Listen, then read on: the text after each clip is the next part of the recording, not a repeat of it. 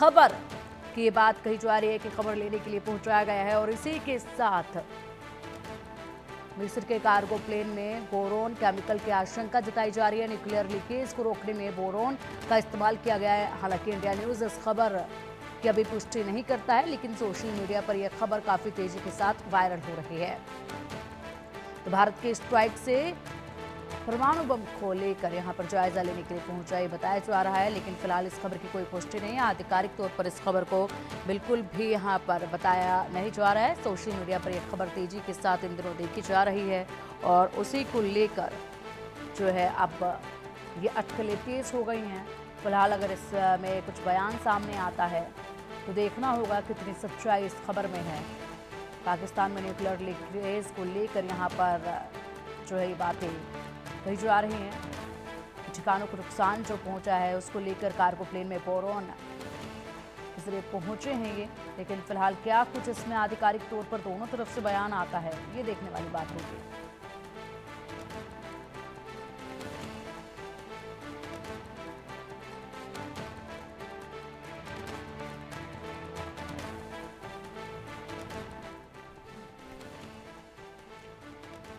तो पाकिस्तान मिस्र का कार्गो प्लेन पहुंचा है। ये खबरें आ रही हैं भारत के स्ट्राइक से परमाणु ठिकानों को नुकसान पहुंचने की खबरें मिली, उसके बाद ये कदम उठाया गया और ऐसे में अब तक इस खबर को लेकर आधिकारिक पुष्टि नहीं हो पाई है। फिलहाल ये खबर सोशल मीडिया पर तेजी के साथ फैल रही है, वायरल हो रही है, लेकिन इंडिया न्यूज़ पे इस खबर को लेकर कोई पुष्टि नहीं करता है।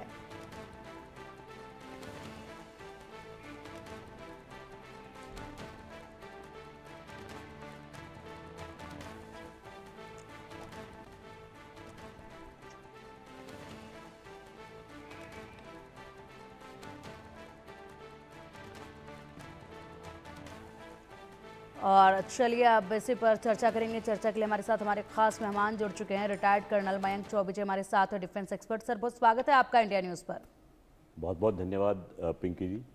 सर जी जिस तरीके से खबरें आ रही हैं कि न्यूक्लियर लीकेज का आखिरकार ये सच क्या है, क्योंकि अभी इस खबर की पुष्टि नहीं की जा रही है। इंडिया न्यूज़ इस खबर की पुष्टि नहीं करता है, लेकिन खबरें जब इस तरह की स्थिति दो देशों के बीच में बनती है तो बहुत सी खबरें निकलकर सामने आती हैं। हर खबर की सच्चाई नहीं होती है। इस खबर पर आप क्या कहेंगे? देखिए पिंकी जी, थोड़ा सा अतीत में जाएंगे हम। 28 मई सन 1998 को पाकिस्तान ने अपने बलूचिस्तान के चगी डिस्ट्रिक्ट में अपना अंडरग्राउंड न्यूक्लियर एक्सप्लोजन किया था। ये तब हुआ था जब भारत ने अपने nuclear explosion, peaceful nuclear explosion किए थे पोखरन में। उसके जवाब में पाकिस्तान ने 2 हफ्ते के अंदर ये कार्रवाई की। ये कार्रवाई जो थी उन्होंने चगई डिस्ट्रिक्ट के अंदर रस्को हिल्स में की थी।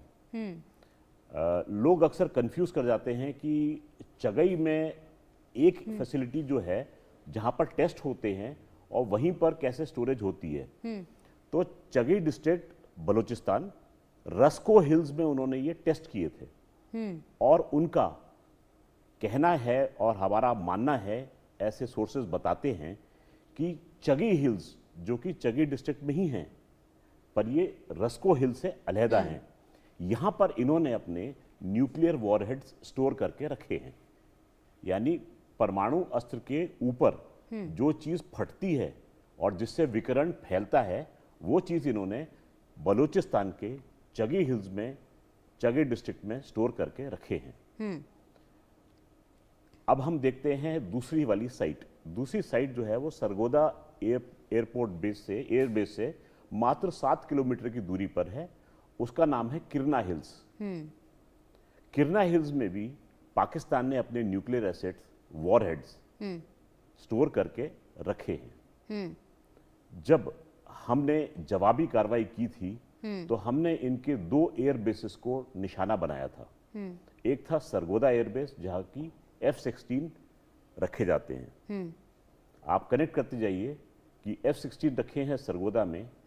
जब कोई एयरबेस होता है उसके साथ में एसोसिएटेड होते हैं रडार सिस्टम, जो कि अंदर आने वाले किसी भी प्रक्षेपास्त्र को या हवाई जहाज को डिटेक्ट करते हैं। पहले भारतीय वायुसेना या किसी भी सेना की मदद से उनके इस एयरपोर्ट को नाकाम किया गया। उनके रडार सिस्टम को, डिटेक्शन प्रणाली को ध्वस्त किया गया। अगला एयरपोर्ट है जैकबाबाद एयरपोर्ट का नाम आया था। जैकबाबाद एयरपोर्ट को भी डिस्ट्रॉय किया गया इस अटैक में। इन दोनों एयरपोर्ट्स के पास में, सरगोदा के पास में है आपका किरना हिल्स और जैकबाबाद एयरपोर्ट के पास में है चगी हिल्स। ये एक महज इत्तेफाक हो सकता है या एक सोची समझी रणनीति हो सकती है। जो भी है, फिलहाल ये सूत्र जो हैं ये अपुष्ट हमको खबर दे रहे हैं।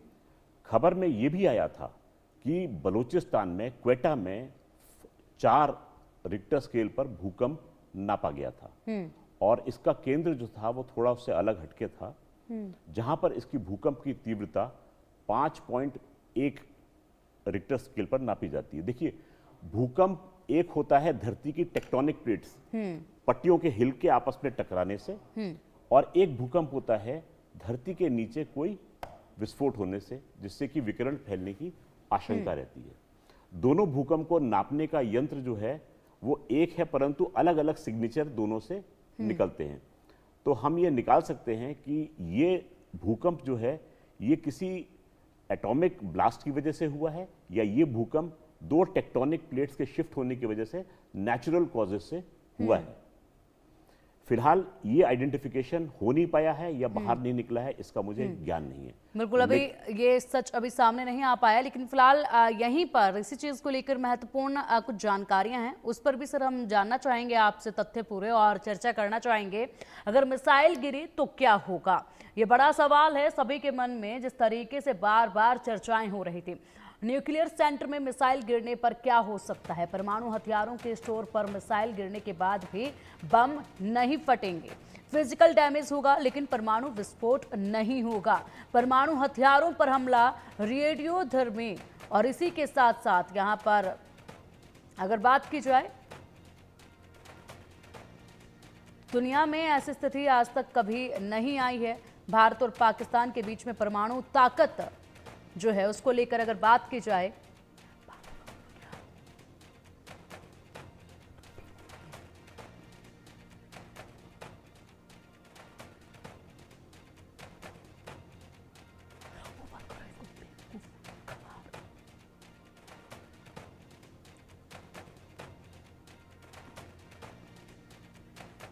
तो भारत 180 और पाकिस्तान 170। तो जिस तरीके से परमाणु ताकत की हम बात कर रहे हैं, उसमें परमाणु ताकत में भारत 180 और पाकिस्तान 170। इससे पहले भी बताया कि अगर इस तरीके से कुछ होता है तो कोई बड़ा ब्लास्ट नहीं होगा लेकिन नुकसान जरूर होगा। इसको जरा विस्तार से बताइएगा। जी देखिए, ब्लास्ट जो है वो या तो कन्वेंशनल एक्सप्लोसिव, यानी कि जो आम भाषा में रोजमर्रा का जो मिलिट्री एक्सप्लोसिव होता है, उसके अगर क्वांटिटी बहुत अधिक हो तो भी ये हमको सीस्मिक वेव यानी ऐसी तरंगें मिलती हैं जो इंगित करती हैं कि यहां भूकंप आया है। तो ऐसा कोई आवश्यक नहीं है कि ये भूकंप जो है, जो तीव्रता इसकी नापी गई है, वो किसी रेडियो एक्टिव मटेरियल के फटने से हुई है। देखिए, वॉरहेड का फटना जो होता है वो एक प्रक्रिया है जो निरंतर चलती है और तब जाकर एक न्यूक्लियर ब्लास्ट होता है। आप उसमें न्यूक्लियर ब्लास्ट के लिए इनिशिएशन करते हैं, वो इनिशिएशन यानी शुरुआत करते हैं, उस शुरुआत को थोड़ा सा बढ़ाया जाता है और उस बढ़ाए गए एक्सप्लोजन को फिर आपके मेन न्यूक्लियर जो स्टोरेज है उसके वॉरहेड के अंदर उसमें धमाका किया जाता है और तब जाके ये एटम बम काम अपना करता है। जो आपको ध्यान होगा, हिरोशिमा और नागासाकी के जो मशरूम नुमा जो बादल छाए थे वो इस तरीके से पैदा किए गए थे। अगर हम किसी धमाके से किसी भी रेडियो एक्टिव यानी वॉरहेड को, न्यूक्लियर वॉरहेड को अगर हम फोड़ देंगे तो उससे ऐसा नहीं है कि न्यूक्लियर ब्लास्ट होगा, वो प्रोजेक्टाइल जो है वो फटेगा।